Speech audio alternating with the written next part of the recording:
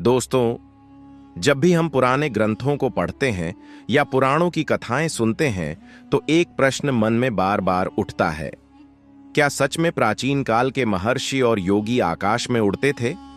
और अगर हां, तो क्या वह केवल कल्पना थी या फिर ऐसी कोई विद्या थी जो आज हमारे लिए लगभग लुप्त हो चुकी है? आज मैं आपको इसी रहस्य की यात्रा पर ले चलने वाला हूं, जहां विज्ञान चुप हो जाता है और योग, साधना और चेतना बोलने लगती है।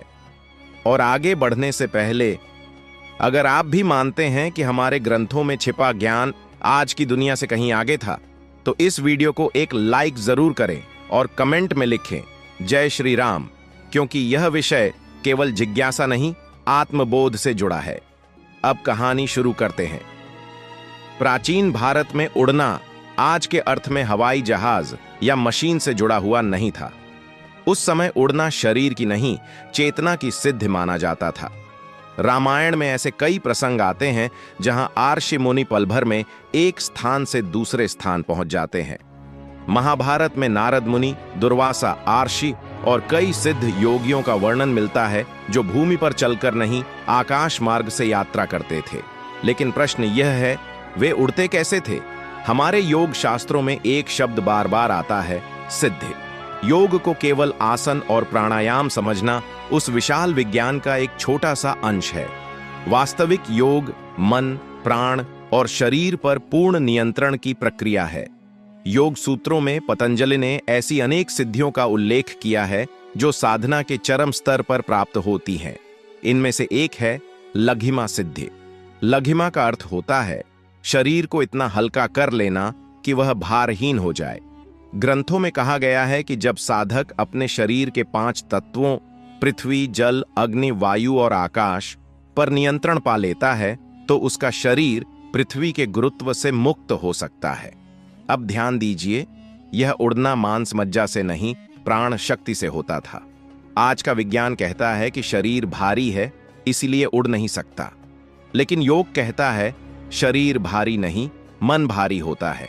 जब मन से डर, अहंकार, कामना और आसक्ति हट जाती है तो प्राण स्वतंत्र हो जाता है, और जहां प्राण स्वतंत्र वहां गति संभव हो जाती है। यही कारण है कि ग्रंथों में यह भी लिखा है कि यह विद्या सभी को नहीं सिखाई जाती थी, क्योंकि अगर कोई व्यक्ति अहंकार के साथ उड़ने लगे तो वह स्वयं और समाज दोनों के लिए खतरा बन सकता है। इसलिए प्राचीन आर्षियों ने इन विद्याओं को गुप्त विद्या कहा।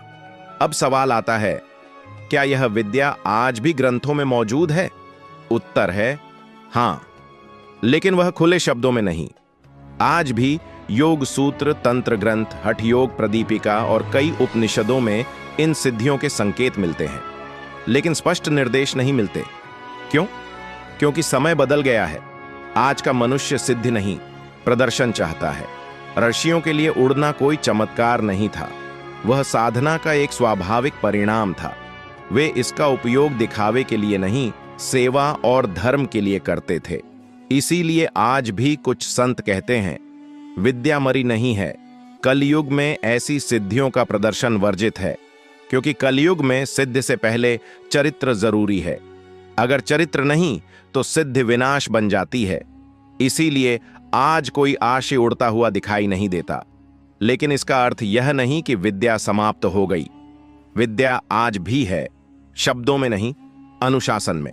जो साधक आज भी अहंकार से दूर, भोग से दूर और दिखावे से दूर है, उसके लिए यह सब संभव है।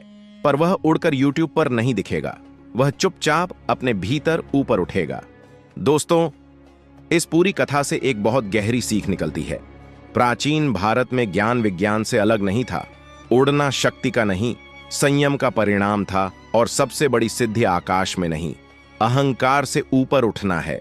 आज अगर हम उन ऋषियों को समझना चाहते हैं तो हमें पहले उन जैसा मन बनाना होगा।